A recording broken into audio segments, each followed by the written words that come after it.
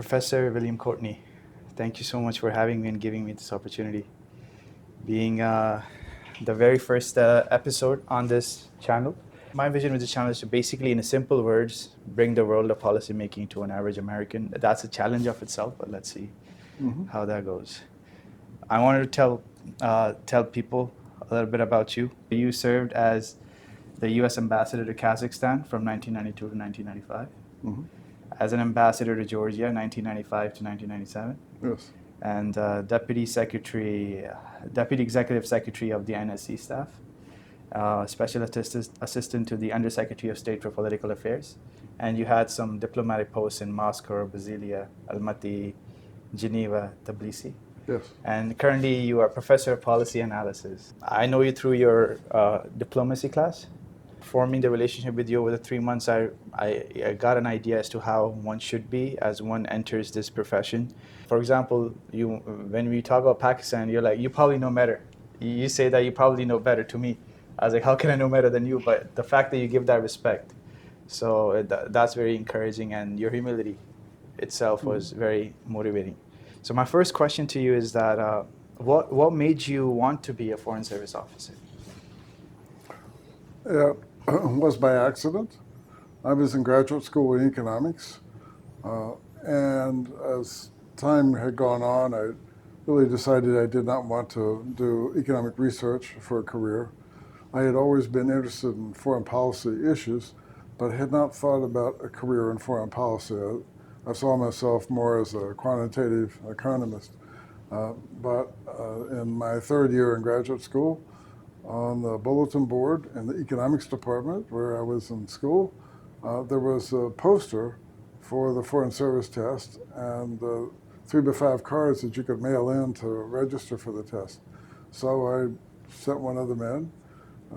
A couple of months later, went downtown on a Saturday morning to a federal building in Providence, Rhode Island, and took the test along with another 30 or 40 people. And then ended up passing the test, and then later there's an oral examination and an essay, and so I did that and came in. But still at the beginning, while I was doing, my first assignment was in the international finance section of the Department of State, but I still wasn't sold on the career.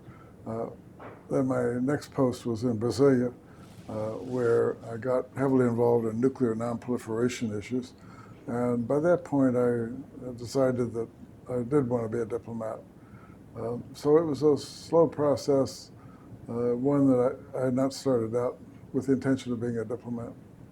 What was it about the career that you felt like, this is it, I want to stay here? It was a combination of, in that case, economics and politics, and I'd always been interested in political issues.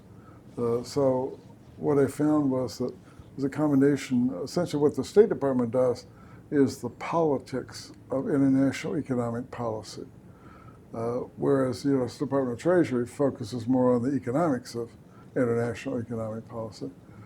So I liked that combination. And then I liked the operational aspect of being a diplomat as opposed to doing research. So the two of those together brought me to the point that I decided I did want to be a diplomat. What are the key steps or qualifications required for somebody who wants to be an FSO? So usually a strong grounding in either politics, history, or economics. Those are the 3 main fields for Foreign Service, but also reading widely. My recommendation to people is the number 1 thing to do is to read Economist magazine from cover to cover every week. It has the most in-depth stories, but also reading the major media, Financial Times, Washington Post, and others. Because a diplomat really needs to be acquainted with a wide variety of current issues. For example, if you're stationed in a foreign country, people in that country, the foreign ministry of that country, might ask you about U.S. policy halfway around the world, and they would expect you to know something about that. So reading widely is really a pretty important habit for a diplomat. So there's a written test and then there's an oral assessment. Yes. Oral assessment is, how is that like? There are typically about 3 examiners. They ask questions both about the area of your concentration as well as other issues. They will ask you, for example, when I took the test in the summer of 1971, the oral exam, I was asked about the East Pakistan breaking away into Bangladesh. I was asked about Biafra in Nigeria, where there was unrest in that part of Nigeria. I was asked about international financial problems at the time because the dollar was under a lot of pressure. And shortly after I took the oral exam, President Nixon took the bold but correct step to float the dollar rather than try to keep it tied to gold. So those were all issues in play at the time, and I was asked about all of those. By my economics background, the dollar issue was easy to deal with, but I knew about Biafra and Bangladesh only because I had been reading the New York Times in graduate school pretty much every day for 4 years, or 3.5 years at that point. We had a discussion in class that you were telling about like you were emphasizing that you should continue to read and stuff like that. But I asked you that, do you think it's better to be bluntly honest about what you feel about a particular region, or kind of layer it, or kind of be more diplomatic in your approach? In the oral exam, Yeah. they will ask you questions to try to get you to see something that is too categorical, for example.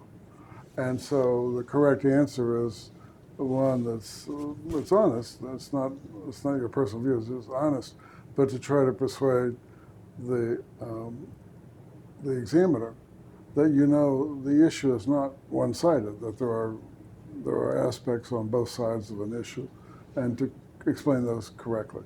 From your perspective, how do you think that the Russia-Ukraine conflict originated? What were the core strategic motivations behind Russia's actions? How did it originate? How did it originate? Russia has had a difficult time adjusting to being a country that does not have empire around it. The loss of empire by Britain and France was difficult, perhaps more difficult for the French than the British. But you recall Winston Churchill was opposed to presiding over the demise of the British Empire, whereas Franklin Roosevelt was arguing during the war that Americans are not going to fight to save the British Empire, but we'll fight to save Britain. So dealing with dissolution of empires is a difficult issue. It's been more difficult for Russia, in part because its empire was on its borders, it wasn't far away, and Russian culture and language had penetrated more in that area, in part because it was adjacent to Russia. So I think what Putin is doing now, and a lot of Russian support, is trying to bring back parts of the empire that were lost in the collapse of the Soviet Union. It was clear that Ukraine, over time, was moving more and more in the direction of Europe. Ukraine was a democratic country. It's had 30 years of democracy, democratic development, whereas Russia has become more authoritarian over those 30 years. So they're going in different directions. Poland is an example of a country that was part of the Soviet Empire that was even more Western-oriented and is now, of course, even a member of NATO. The Ukrainians are quite, they're really following in the Polish model in that sense. And it seems that Putin, with a lot of support from other Russians, decided to use force to keep Ukraine from going to Europe. I think Putin is also worried that Belarus, which borders on 4 members of the European Union, is also concerned that Belarus, as we saw in the public demonstrations in 2020, a lot of Belarusians also want to go west. So I think this is an effort by Russia to try to reassemble as much of its former empire as possible and prevent the parts of the former empire bordering on Europe from moving further toward Europe. What do you think of this argument that Putin launched the war on Ukraine because they were more inclined towards becoming a part of NATO, and that it was United States who were slowly, subtly inclining Ukraine to become a part of NATO, basically blaming United States of being a partial aggressor into starting this war? What do you think of this argument? There's not much to that argument. So to look back to 2014, the first invasion of Ukraine, that didn't happen when Ukraine was moving to NATO. That didn't happen when Ukraine was about to enter the European Union. That happened at the time when Ukraine was about to sign an association agreement with the European Union, which was not necessarily on the path to membership, but was to be on a path of closer economic and other ties with the European Union. So I think this kind of highlights that really the motive for Russia is much broader than whether it's NATO or even European Union. It's the question of Ukraine moving westward. And in Putin's mind, he said Ukraine is not a real country. So in his imperialistic, revanchist mind, Ukraine is Mali Rus, a little Russia, as Russians used to call it. So it's more of a civilizational issue than just a question of EU or NATO or some other aspect. The timing of attack was also interesting. Like it happened during, it was right during the pandemic, and it was an economic crisis throughout the world, yet it was decided by him to launch an attack. Do you think there was a reason why he did that at that specific time? It's hard to know specifically. It appears that it was being planned for a long time. Russia was engaged in a military buildup and exercises to practice that. The demonstrations in Belarus in the summer of 2020 apparently came as a real shock to the Kremlin. They thought Belarus was a close-in ally, different from Ukraine. But when the Belarusians protested, and not only students protested, but workers protested against Lukashenko's regime, that came as a shock to the Kremlin, and that could have hastened its decision or maybe led to the decision to clamp down sooner rather than later in Ukraine. Because if Ukraine would go west, that would provide more political impulse in Belarus also to go west. So there could have been a factor. But to predict or to try to analyze why Russia did it at that time is difficult. We really need to know more about Russian decision making than we do. Do you think that, is there a viable path to peace in Ukraine? Like what kind of diplomatic architecture we would need for that? So the only real viable path is for Russia to pull out, just as it did with Afghanistan. Soviet Union invaded Afghanistan in 1979.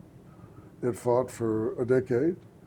It was stalemated militarily most all that time, as Russia is now on the land in Ukraine. And the war in Afghanistan was demoralizing Soviet society. It was economically costly. Um, Soviet Union was also trying to pressure Poland not to allow a free trade union solidarity to gain political power in Poland. And Soviet Union became overwhelmed and overburdened. And so in 1985, the Soviet Union changed course and elevated Mikhail Gorbachev, who had decided, who wanted to liberalize Soviet Union and reduce the military burden on Russia. And then 4 years later, they pulled out of Afghanistan, and they ultimately did not invade Poland, which they had threatened to do in the early 1980s.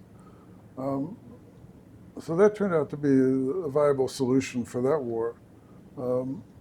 Maybe the only viable long-term solution for this war, because the West, international community, especially the West, will never accept Russian occupation of Crimea or any of the oblasts in the East. Sanctions will stay on Russia as long as that takes place. And sometimes these things take a long time. So in the case of the Baltics, Stalin invaded in 1939, and they did not become independent again until the Soviet Union collapsed in 1991.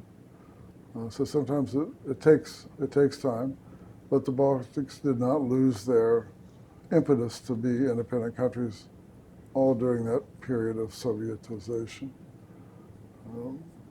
All these situations are situational. The circumstances differ in a lot of them. But it's pretty clear that the Ukrainians do not want to go back to being part of Russia. And it's also pretty clear that Russia is now unable to seize and occupy all of Ukraine. What do you think is in simple words, if you can, is the reason why Afghanistan is called the graveyard of empires? Mm-hmm. What is it about that region? Because it seems like a pretty simple place. Mm-hmm. Mountainous areas are difficult for occupiers to come in. The Nazis learned that in Yugoslavia in World War II. Tito held out against very strong Nazi divisions because he adeptly used the mountainous terrain. The Nazis did not invade Switzerland in part because the Swiss were well defended, but they also had mountainous terrain. So mountainous terrain is difficult for an occupier, invader, not an occupier. What do you think is the United States' interest in Ukraine? What is their most ideal solution? The outcome for them personally, and why? So we in Europe have pretty much the same hope that Ukraine is stable, free, prosperous. As time has gone on in this war over 3 years, we see the U.S. really was strongly supportive of defending against Russian aggression in Ukraine, in part because of Ukraine, but also because if Russia were to succeed with aggression in Ukraine, with the kind of government that's in Russia, we could expect Russia to invade other places as well. So what we have seen now is that Europeans see Russia's war on Ukraine as a direct threat to broader European security. So as the Trump administration seems to be pulling back in support of Ukraine, the Europeans are stepping up their support of Ukraine. So there's a pretty strong interest in a free, secure, democratic Europe. We went to war twice, World War I, World War II, to promote that objective, as we saw that as directly important to our security. And the Europeans, pretty much seem to see Ukraine that way as well. I mean, it's a pretty expensive support. So is there a business side to things as well? No, not really. So it's more Wars, democratic uh, values. yeah, this is really democratic values and protecting against Russian aggression. I think the Europeans are rightly concerned that if Russia thinks it's won a war in Ukraine, that it may go after the Baltics or Finland or Poland, Bulgaria next. That's a reasonable concern. Because if the Russians are wanting to reassemble their empire, um, that may be the direction they will go. And that seems to be where Putin and the Kremlin are now. That ties down to my next question. It's that what does a post-Putin Russia look like to you? Depends on how it goes, which direction.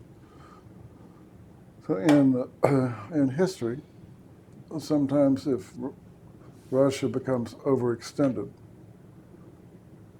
it's not able to keep going on an aggressive or statist path. It has to liberalize. So after Russia lost the Crimean War, it freed the serfs. After it lost the Russo-Japanese War in 1905, the Tsar finally allowed a constituent assembly to take place. But the Bolsheviks hijacked that later. After Stalin died, after a period of just incredible repression in Russia, the successor to Stalin freed 1 or 2 million political prisoners. After the Brezhnev regime ran aground in Afghanistan and trying to pressure Poland and having a food crisis at home, they couldn't feed their people, then they liberalized and put Gorbachev in power. So there is a pattern when Russia is overextended of liberalizing in order to regain its balance and to regain it, build some strength. So that could happen. After Putin, there could be another harsh dictatorial regime, but I'm not sure how long it would last because Russia really is overextended and their productivity is declining sharply. This war is increasingly being financed by lower standards of living of the ordinary people in Russia. People may get tired of this, but when, how, that's impossible to predict. How do you think that we can rebuild trust in American diplomacy after a period of great recent international scrutiny because of what's happening in the Middle East? So there needs to be a lot of trust rebuilt. Again, the tariff policy is one where that's an immediate issue. In the Middle East, there need to be efforts to take a balanced approach. The Palestinians have suffered a lot, but they have allowed themselves to be governed by really a terrorist organization of Hamas and then Hezbollah in southern Lebanon. I don't know what the solution to that is. It's complex. It's very complex. It's very complex. Yeah. Let's take another people, the Kurds. Like the Palestinians, the Kurds don't have their own state, but they have managed to create workable governance in Kurdish areas. The Palestinians have not managed to do that. There need to be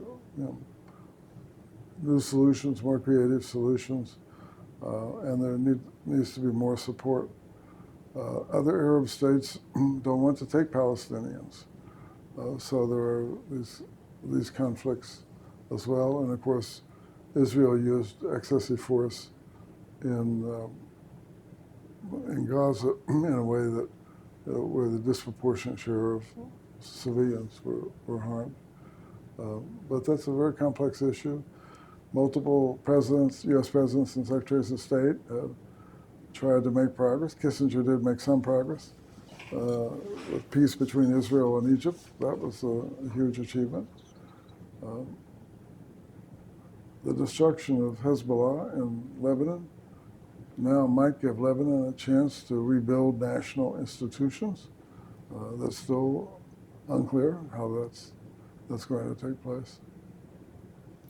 In your entire experience, is there like a negotiation you were part of that seemed impossible, but you succeeded, your team succeeded, and it's one of the finest pieces of negotiations that you've experienced? Is there a story like that?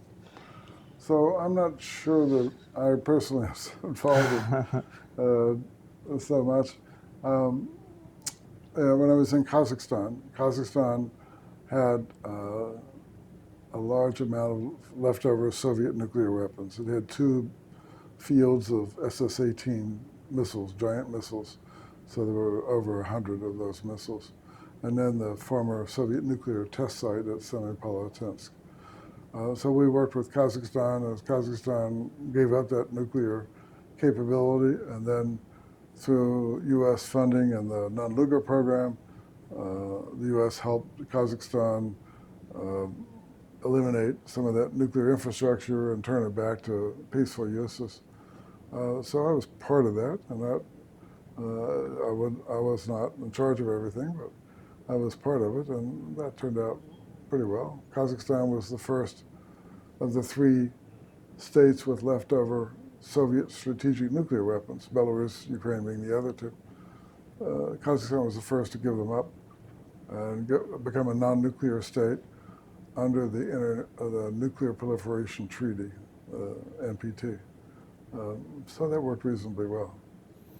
Did they get something in return? Like, how did we convince them? The Kazakhstanis really made the decision on their own. We talked through some of the options and aspects of it, but Kazakhstan did not foresee a need to keep those nuclear missiles to deter Russia or to deter the West or the United States. They wanted friendly relations with the U.S., which developed quite quickly, and with Europe as well. So Kazakhstan decided on its own that it really didn't need those nuclear forces, and it turned them back to Russia. Because Russia had nuclear storage facilities to keep those nuclear warheads. Mm-hmm. I mean, you've lived a very extensive life. Is there any life lesson that you'd share to somebody like me? So here in Washington, a couple lessons. Honesty is always the best policy. There's never any productive value in deception. And secondly, give credit to other people.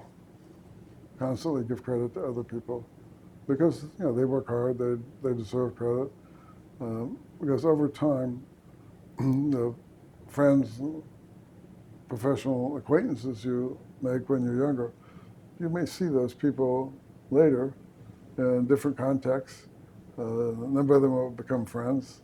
So treat everyone with respect. So honesty and treating people with respect. I guess those are the 2. Giving credit. Yeah. Any personal advice? Get married and have children. Get married and children are a great joy in life. Yeah. I feel like some time ago I was like, no, I don't want, but now I'm feeling like, they may be some of the greatest wealth that one can have. Yeah. Do you believe in destiny? No. You don't? No, you just have to make it yourself. You have to make it yourself, yeah. Well, Professor Courtney, thank you so much for having me today. You're quite welcome, Mohammed. Allowing me to do this interview and being my first guest. It really this project now really has become very easy for me. You being my first guest. Well, with your background in film school, you're taking a pretty professional approach to this. More towards policymaking, yeah. But thank you so very much. It was really nice of you to do this for me. Yes. Okay. And you were fantastic. All right. Thank you.